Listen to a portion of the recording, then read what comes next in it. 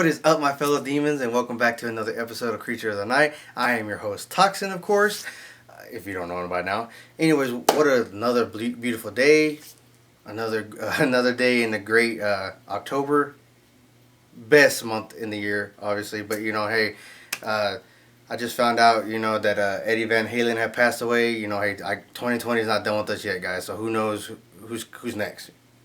Today I am discussing a film I really wasn't too big of a fan of, but I mean, it's there. It is kind of horror, I guess. So, Drag Me to Hell, 2009.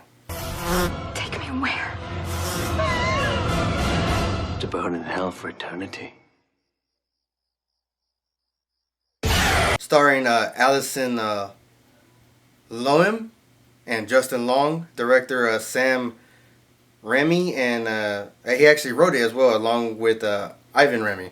So, like I said, I really wasn't too much of a fan with it. I was actually very interested in Drag Me to Hell. I'm all fascinated by the whole hell aspect, the whole idea of it, and how people portray, how they visualize it.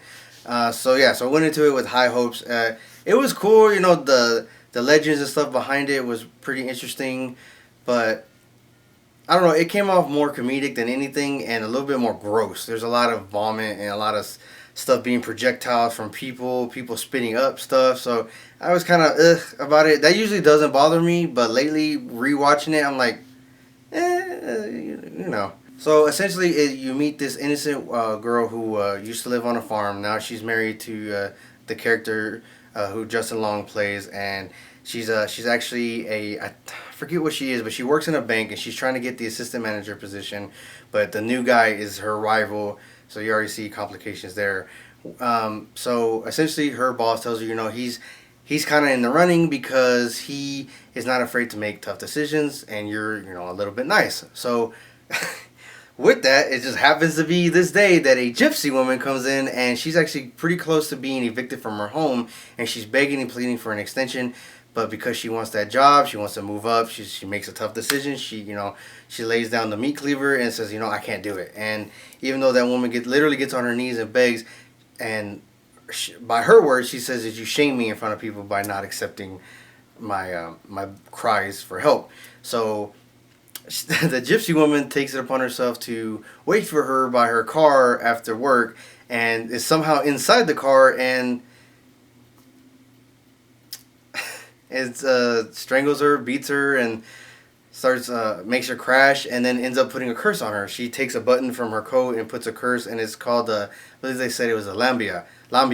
It kind of like a half goat, half man, and it's just like the spirit of mischief, and gypsies use it a lot to just to punish those who have hurt them in the wrong way. Even at the end of the curse, she says, soon it's going to be you coming to me begging for help.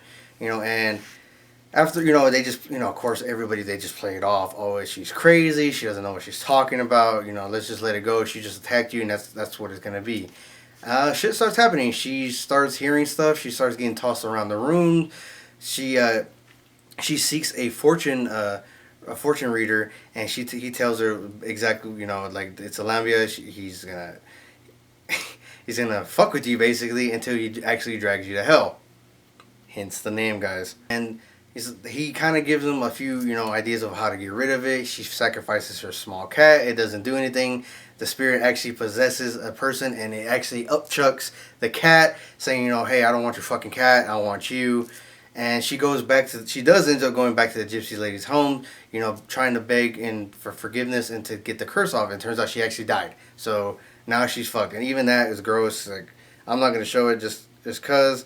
Well, it's like an open casket kind of thing, and she ends up falling on it, and the body falls on her, and for some reason the mouth opens up and starts spewing whatever the fuck's left in the body onto her. It's fucking disgusting, guys. So now she's exploring other ways. Now she has to go give this curse to somebody else, and she actually finds out the person that she's competing for the job actually stole her reports and turned them in as his own. And tries to blackmail her. So she tries to give it to him, but out of the kindness of her heart, she doesn't do it. She's like, whatever. And they actually come up with the plan. He's like, yeah, you can still give it to a dead person. So she tries to give it back to the gypsy, and it turns out it was actually a rare coin that she had got her husband, because he collects rare coins instead. So an envelope switch up, the whole thing. And yeah, so even though she went through all that hell digging her up and giving her back and saying all the right words, it still doesn't fucking matter. This thing comes for her. They're leaving on a trip. She falls into the gap in between the railroads, and you just start seeing them drag her slowly down the hill while the train is going over him. And Justin Long can just do nothing but sit there and watch this happen and not help his wife. But it was entertaining. It was entertaining. It was good for laughs, good for vomit if you want to see that kind of shit. I believe I did see it on Hulu, guys. But if you just want to kind of just the jump scares, or maybe you just want a good little laugh, I recommend this movie, guys. Likes, subscribe, share. Please share this video, guys. I'm at 113 subscribers, but I need more. Keep it coming, guys. All your help is appreciative. Rock on, guys.